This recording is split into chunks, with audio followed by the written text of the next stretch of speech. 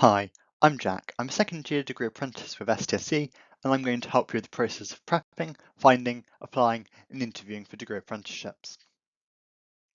In this video, we'll be looking at final interviews in the degree apprenticeship process. Final interviews are usually face-to-face in an assessment centre or over the internet. They may include a technical test, or my least favourite thing, the group task. So what could be involved in a group task? We might be given a scenario and asked as a group how you will handle it. We may be given some information and have to work as a group to find out who knows what to come to some conclusion. Or even given a building challenge, where you have to make something together as a team from the materials you're given. In one group task, I was given a paragraph of information about 6 friends who were having dinner, but I was only given limited information about each person. E.g., there was someone there called Jane, sat next to someone drinking alcohol, and one of the other girls at the table was from London, and the person next to her was eating chips. We then, as a team, had to work out the names of all the people, where they were sat, what they were eating and drinking, and where they were from.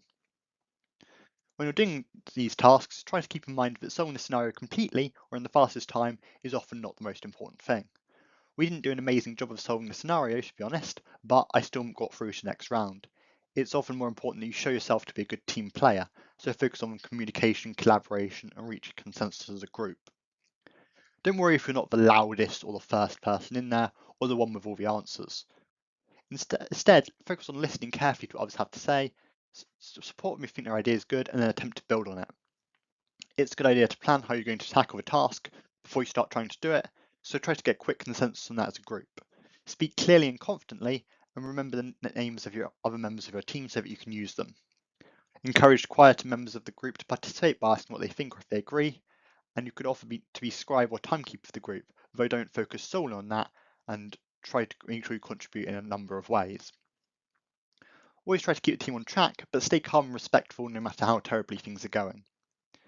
This is, of course, what you would do in an ideal world. Like a lot of people, I wasn't at my best trying to work with a random group of people I'd never met before in a highly pressurized situation, doing a task I knew nothing about until 2 minutes ago. In this task, I just focused on showing the information I was giving clearly and then just chipping in where I felt I could be helpful.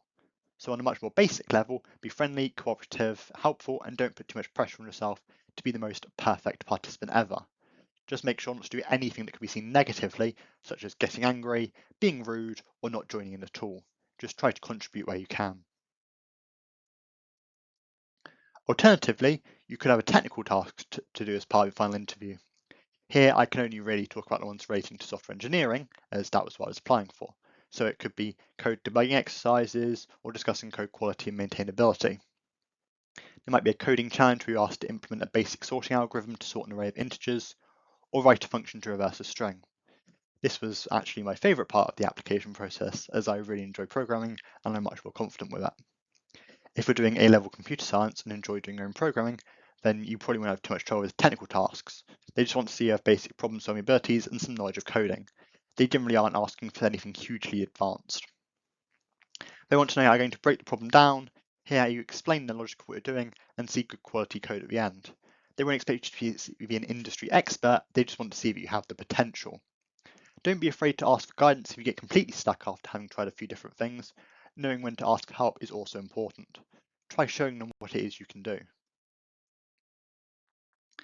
Okay, so now we actually come to the most important part of the second round, the final interviews. This is the part that really requires the most preparation of the whole process, in my opinion, or at least it did for me. Firstly, you need to know why you want to choose an apprenticeship rather than going to university, why you want this particular type of apprenticeship, and why this particular company. Also think about what you want to learn from the apprenticeship, where you'd like to be in 5 years, what your biggest weakness and greatest strength are, and what you think you'll find easiest and most difficult about the apprenticeship. These are the sort of questions they'll be likely to ask you throughout the process. Make sure you do your research on the company, read up on their core values, and align yourself with them, and also keep up to date with what's happening in the world of software engineering or whatever apprenticeship you've applied for. What your biggest strength is question is normally not too hard to feel prepared. I always went with being keen to learn and talked about how I taught myself programming languages and made a game using it that I could show them on my phone if they were interested. I always found they were interested in seeing things that I'd made, and it then took the heat off me having to answer questions for a few minutes. It also probably helped me stand out, so I'd really recommend having a few things you can show your interviewers if you can. And on the question of your biggest weakness, you need to be careful with this. You want to choose something that's not fixed, but you can work on and, if possible, show how you're already working on it. I said my weakness was presenting. Now, a lot of people aren't keen on doing presentations and public speaking, so you might get some empathy there. I said I had to do a presentation for my EPQ, so knowing that it wasn't my greatest strength, I had planned it carefully, put together a well-structured presentation to help keep me on track, practiced it on my own in front of other people, and taken notes with me in case I went blank. I also said this was something I wanted to continue working on, and I was planning to start a computer science-related YouTube channel to help me continue to improve as you're watching it. I actually wrote out what I wanted to say for most of these questions and practiced them alone and with another person playing the interviewer. Answering questions like this definitely gets easier the more you watch. The more you practice. You can also record yourself and watch yourself back to see not only how clearly you speak, but also how you look, whether you're fidgeting, have your arms crossed defensively, or are mumbling, or anything like that. Okay, so what other questions might you face in an interview? The one that I always had in every interview was a question about teamwork. Now, sometimes they want to know about something that had gone wrong and what I'd done to fix it as well. So take a look back at your CV about different things you've done that involved working as a team. So this could be Duke of Edinburgh, a school club, a sports team, a school project, a part-time job, volunteering, or a community project. Try to think of times something went wrong and what you did to put it right. This is also potentially an opportunity to add a bit of humour to your interview and perhaps build a report if the thing that went wrong is something you can laugh about now.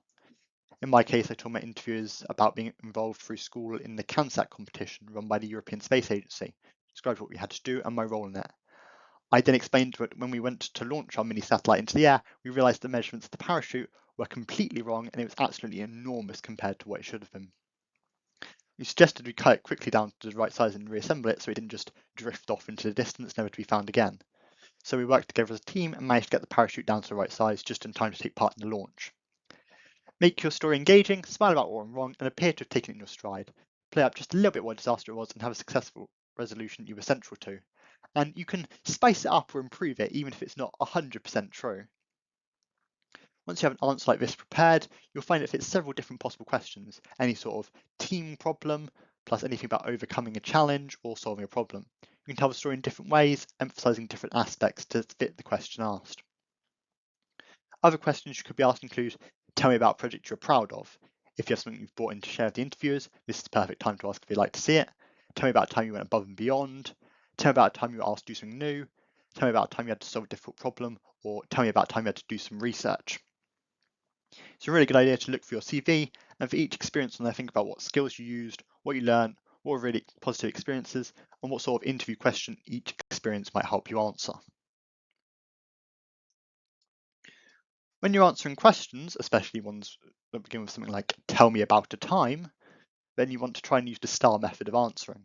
This is quite a popular and well-known method that helps you stay on track, clearly get your point across, and go without going on a tangent and forgetting the question you're asked. So in STAR, the S stands for situation, so set the scene by describing what was going on. T stands for task, so this is the task you're responsible for or the challenge you had to address. A is for action. Here you talk about what you did or the steps you took to resolve the problem.